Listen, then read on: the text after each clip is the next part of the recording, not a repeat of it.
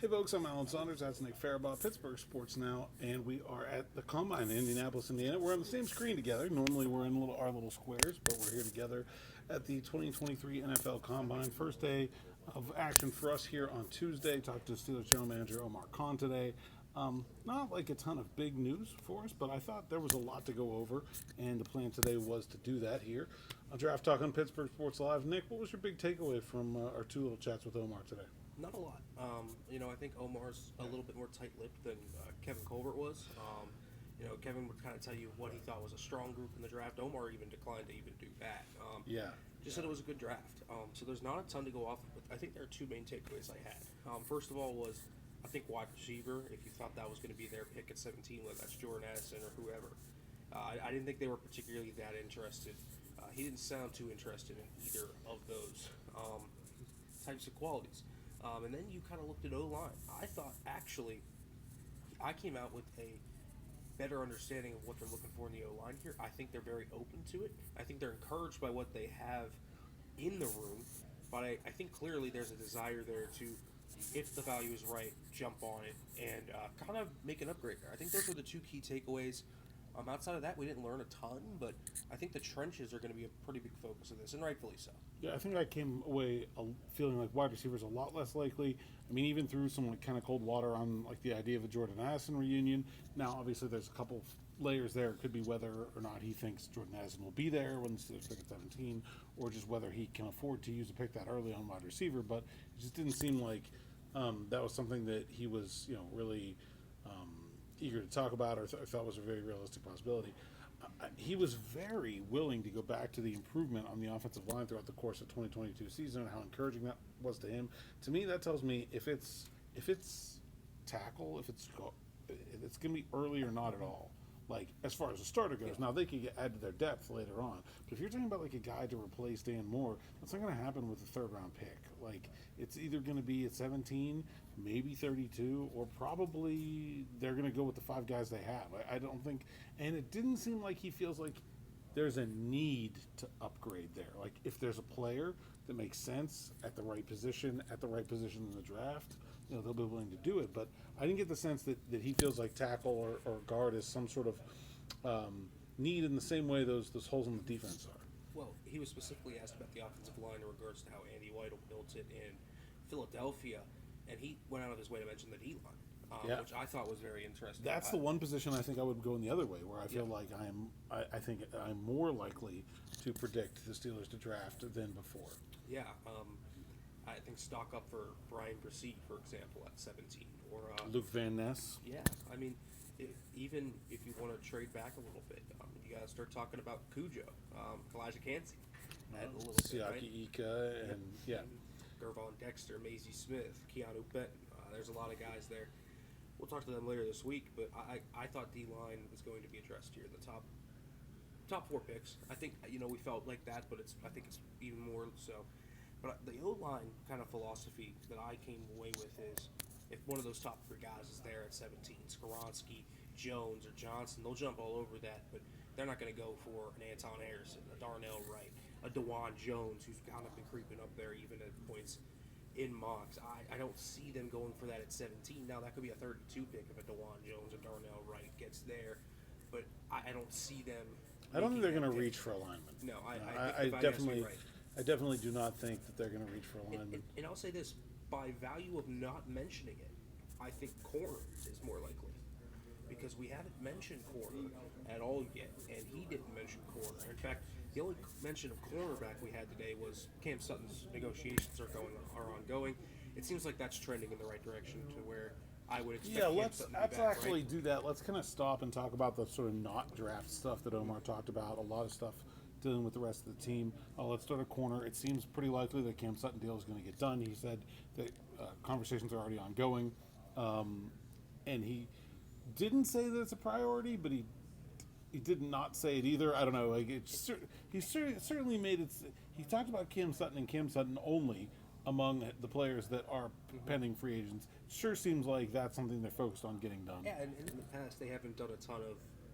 They usually let their guys test the market and kind of see what happens. Well, it's pretty clear that they're starting it now. They don't want him to get to the open market. Yeah, And I think something gets done with Cam Sutton before March 15th. I agree. I think Cam Sutton is back. 11 to 12 a year seems about right to me. If we're talking about him not hitting the open market, if he hits the open market, as I said earlier last week, I think he could command as much as 15 on the open market. But maybe you get a little hometown discount there if you get him locked up before. Because every time we talk to Cam Sutton, he wants to be back in Pittsburgh. I think that mutually both of them want this to get done. So I think it will get done. So I think he's back, but also I think that's still I think by virtue of the way he talked today, Omar Khan did.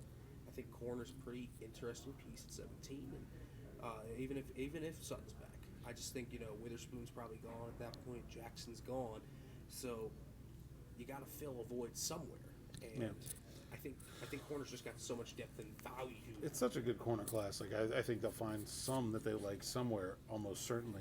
The other things he touched on, salary cap space. Seems like he's in pretty good. He feels comfortable with what they have. Obviously, they're going to make more. He said basically point blank that they're going to restructure contracts to make more salary cap space. He doesn't seem afraid of doing that. It seems like Alex Highsmith is a priority to sign to an extension this offseason and not let him hit free agency like they let with Bud Dupree the last time they were in that situation. So that's sort of interesting. Talked about wanting to keep Mitch Trubisky. So if they're making salary cap one way, that's probably one that I think is off the table. Art Rooney said it. Now Omar said it. It sure seems like Mitch Trubisky's coming back. Unless Mitch has some sort of big objection to it. But I think that's pretty much a done deal now at this point. And it just saves them the pain of having to get a backup quarterback. Like it does, but it is a $10 million backup. It is. That's a lot of money. So it's a lot of money, but also he mentioned that he wanted to keep him here for a long time. Well, if that's what I wrote today, if they could work out an extension, and I don't know why Mitch Trubisky would agree to a contract extension where at a place where the starter is as fully entrenched as Kenny Pickett appears to be, but if they could work that out, then I think that would be the best case scenario because they can knock down the cap hit this year and keep Mitch and keep continuity around Kenny, and I think that works out best for everyone else, but I don't know how that works out best for Mitch. Yeah, I think it's a tough swing for Mitch Trubisky. I think for Mitch, it's also, and I thought about this too, maybe it's just posturing, public posturing, and what I mean by that is maybe they're going to look to maybe move Mitch Trubisky via trade. Well, and then the other thing Omar said was he was keeping the door open to Mason Rudolph returning. Mm-hmm. Well, Mason Rudolph signed for $5 million last year. I assume he wouldn't sign for a lot less than that. You can't tell me they're going to spend $15 million on backup quarterbacks. Like, please. Yeah. So to me, the only way Mason Rudolph comes back is if Mitch Trubisky doesn't. So, clearly kind of talking about both sides of his mouth there. And the other thing we haven't talked about yet is, of course, this is our first offseason with Omar Khan as general manager. Kevin Colbert was not always like the most illuminating in his answers, but he was always generally pretty upfront with us. We really don't know how much GM speak, gamesmanship type stuff we're going to get from Omar, how much of a grain of salt we need to apply to his words. So I guess we're going to find out as we go through this process this year. But it certainly seemed like they really want Mitch Trubisky back. It does, and my guess is that they're going to get Mitch Trubisky back, and their third quarterback, their practice squad, whether he makes the roster or not, is going to be a young guy. We talked about that too. They met with a lot of guys at the Shrine Bowl and the NFLPA Bowl, at the NFLPA Bowl, where they just met with like all the quarterbacks. It seems to me they're going to look to invest in a young quarterback and maybe get that guy to be mentored, and then maybe Trubisky leaves next year and that guy steps up. Whoever that guy is, I'm not sure, but I saw in Senior Bowl, Mike Tomlin was talking to Hendon Hooker a lot. Just guys like that. I don't know if they'll go that high. Hendon Hooker seems like a day 2 pick, but don't be surprised if one of those late day 3 picks that they have goes to quarterback. Yeah, I would agree with that. The one position I think we can almost take completely off the board is like Omar said, one of those sort of GM platitudes like, "Oh, we'll improve any position. We're always open to anything." And then someone said, "Even running back," and he was like, "Well, okay, maybe not running back." Yeah, you got cornered there. Yeah. Say you have to draft for need sometimes. Yeah. So, I mean, I think you can kind of cross running back off the board. Obviously, not a starting caliber quarterback, maybe a backup.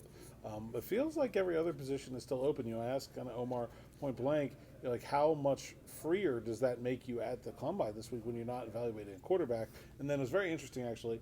I was talking to Joe Schoen, the Giants general manager, just about evaluating a quarterback, and he said so much harder to evaluate a quarterback, because when you're evaluating a quarterback, you're not just evaluating their physical attributes. Like, you, with a quarterback, everything else, the personality, how they learn, how they process information, how coachable they are, like how they are in a meeting, how professional they are, like all that stuff matters more almost than the physical ability of a quarterback, and all that stuff takes additional time to evaluate. You're not doing that when you're looking for linebackers and wide receivers and defensive tackles. And so I think he seemed very almost sort of like, hey, thank God we got quarterback taken care of, because the Steelers have a lot of positions that they're looking at here. I don't really think they're in a position that they can narrow down their list a whole lot, and so that means he's going to be spread pretty thin this week as it is. And so I think that was pretty. The combination of the two conversations were pretty enlightening. That, hey, at least they don't have that they're not worried about as well. But I mean, it is really hard to narrow down the Steelers list. I think that's one of the biggest challenges of covering the draft and being here this week. Is that the last couple of years, we've basically been like, oh, cross him off, cross him off, cross him off. This year, it's like, how many guys can you cross off? Not too many. Like, there's a lot of possibilities and not a whole lot of not possibilities. And we don't know how this general manager is gonna work. He says he's gonna do a lot of things the same way Colbert does, but does that actually happen? Or does he? Right? In the past, we're like, well, they're not gonna draft anyone from the West Coast. What if they do? Yeah. What if they draft Christian Gonzalez? Before, we would have been like, they're not going to draft somebody that didn't scout in person. Will that continue? I don't know. Here's another one. The Steelers almost never, under Kevin Colbert, traded back. Omar Khan talked about that a lot today and seemed super interested in the idea of trading back, particularly something we've talked about in this podcast before, the idea of trading down the number 32 pick. I think that is absolutely going to happen. I can totally see that the first day of the draft ends and there's that one name that's on that list where everyone's like, man, how did nobody take him? And then Omar fields 97 phone calls in the ensuing 18 hours about teams wanting to move up to 32 to get whatever player is there. And the Steelers move back a little bit in the second round and pick up something, maybe another day 2 pick in the process. I think that's definitely a possibility. And they could use it. They just need depth needs, right? And that could be an edge rusher. That could be that could be your wide receiver, right? It could be a double up at a position like corner, inside linebacker, defensive tackle, where they have multiple needs. That could be. I mean, that trade back could be an additional third round pick, and that could be a multi. That could be a safety. I mean, that could be anything. Yeah. That is a wild card pick because it frees up the Steelers if they had 5 to take a pick that could be a luxury. And what I mean by that is that's where your wide receiver comes in. And if you want to edge rusher, if it's early, right? Mm-hmm. Same thing. Yeah. Or I mean, I think offensive line is a bit of it's not a luxury pick, but it's not a hole either. Yeah. So it makes it a little bit easier to take best player available. Like if you really think like, hey, 32 is here and Cyrus Torrance is still on the board, and we think he's the best player available, but we didn't sign any linebackers and we didn't get one in the first round. Like having another day 3 pick gives them the ability to say, hey, Torrance is the best player available. Let's use that other day 2 pick on a linebacker. Yeah, or as you said, double up D line where you get a nose tackle and a 5 tackle. Right. You get both of them. Yeah, you get a Day and Henley type linebacker, and you get an Ivan Pace type linebacker. Or you get a Jack Camp. Yeah, something like that, right? Yeah. Like you get 2 linebackers. It's just they want to revamp a room. They can do it at that point. And trading down from 17 is very similar. He did talk a little bit about potentially moving up.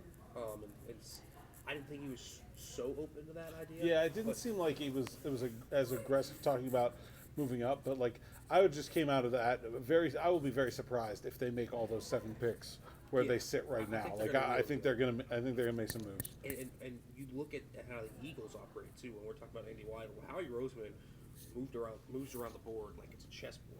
Like they never stay. 20 picks, I think. That was it 20 or 22. I think it was 22 picks that they touched before they settled on the 5 that they ended up with last year. Yeah, it's crazy. They just move around the board, right? Yeah, and that was the one area that Omar identified specifically as an area where he thought he might diverge from Kevin Colbert a little bit. Yeah. He was very obviously worked for Kevin Colbert for so long. Very, very complimentary and gave him a lot of credit for being his mentor and said how easy he made the transition to the general manager's office, literally his office. We found out today that Omar has moved into Kevin's old office and done some renovating.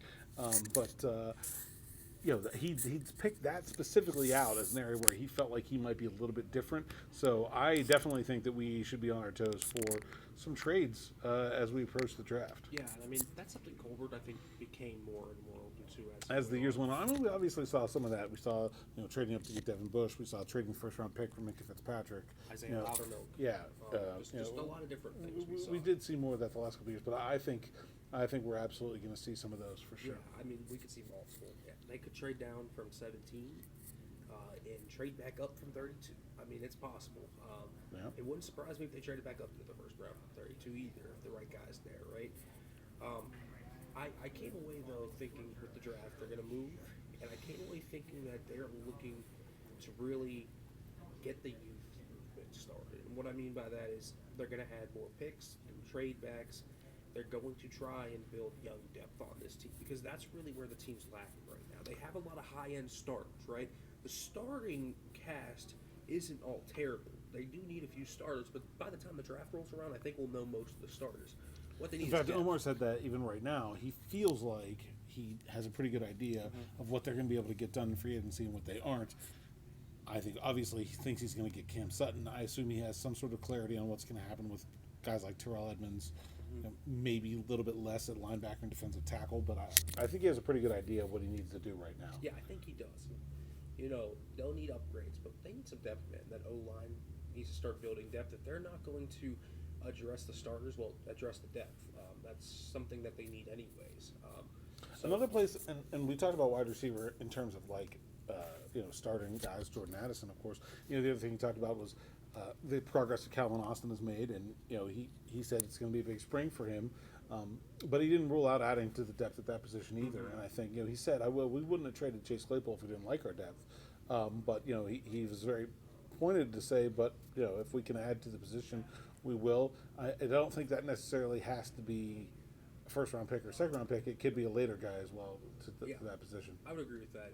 And my take is from this is if we're talking about likely first-round picks in terms of position, I think number one is D-line.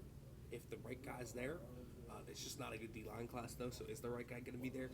And then two, I really think corner is really rising up that list. It's just so good. It's such a good corner class. Someone's going to be there. One of Gonzalez, Witherspoon, Porter. You could throw Cam Smith in that conversation. It's such a good class. And even just falling down, even in the second round, there's a lot of really good players. There's just so many good corners, and so that's going to be a pick early in this draft, and I really think it will be. And I think 17, it has the potential to be the BPA right there for Pittsburgh. And so I just look at that and say corner went up, even though it wasn't discussed today, just because I think where Omar is at is that 17 pick is a BPA pick. It's going to be, okay, who's best on the board and who do we Or like? it's a trade. Yeah, it's a trade or it's a BPA. trade. Right? Yeah, I agree with that. The last thing Omar talked about today was what role Andy Weidl is going to have in this process. We talked about it a little bit with his background of building the trenches, but sort of we got the breakdown of what the workload is going to be, and basically Andy Weidl and the team scouting staff are building the board for the team, and that was previously Kevin Colbert's job, and that's now going to fall to Andy Weidl, where he is going to rank every player on their big board, but then it is going to be Omar and Mike Tomlin and Art Rooney that are making the decision about who to draft and when. And obviously, when you talk about that, Art and Mike have a large influence on early picks and relatively little to add to later round discussions with guys they're not really that familiar with anyway. That's when you lean more on, hey, who's at the top of the board, kind of discussions, as opposed to, I really like this guy that I've never met and don't even really recognize. And I do wonder if maybe this actually, I've long believed that in this hierarchy with Colbert, Rooney, and Tomlin was third on that hierarchy.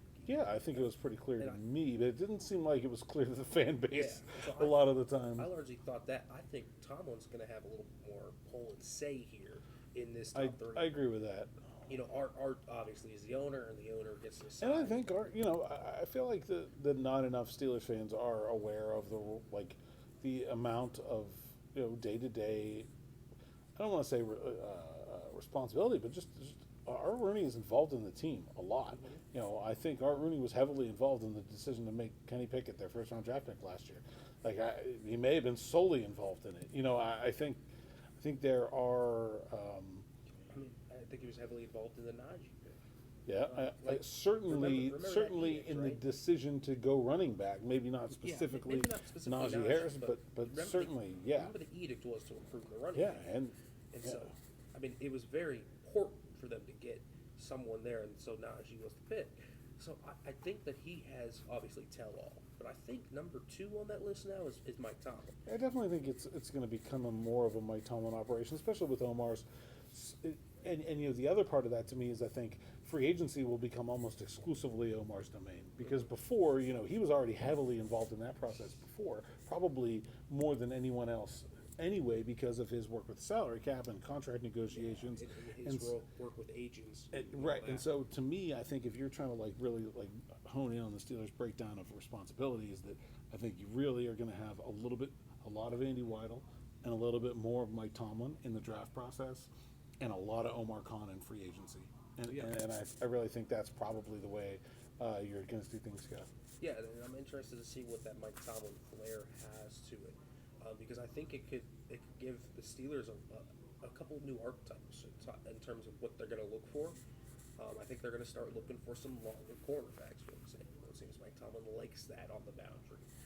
And I specifically say the boundary because the field side, they've been willing to do different body types, but on the boundary, they have a killer, right? Yeah. Like, they look for guys like that. So I'm interested to kind of see how it develops with the Mike Tomlin flair, because I do think, and actually my prediction is, you remember how we talked about seeing in person how important that's going to be? I think it's going to be just as important. Or maybe even more? Yeah. Because Mike Tomlin is a go see and go get type of guy. Absolutely. Well, you got a date. Let's see. Who are you up here next with? I gotta go see Howie Roseman. Howie Roseman. All right, and I will get back to work on putting things up on the site. But make sure you check us out. SteelersNow.com is absolutely full of stories right now, and it's going to be like that all week long from here at the Combine in Indianapolis. We'll have more there, and check out all the rest of the videos here at Pittsburgh Sports Live. There's Omar Khan's entire public press conference is just before this on the channel, and there will be like about 100,000 football videos to go this week, so definitely check it out. And hey, thanks for watching. Thanks for coming along with us to Indianapolis, and we'll do this again on Thursday, and maybe we'll do a bonus episode this week. I don't know. I'm feeling it. Maybe I'm feeling it. Well, Let's be aspirational. Slow down. A lot of other things to do here in Indianapolis. Right? Yeah, we do. That's Nick Farabaugh. I'm Alan Saunders. Thanks for watching Draft Talk on Pittsburgh Sports Live. Until next time, enjoy.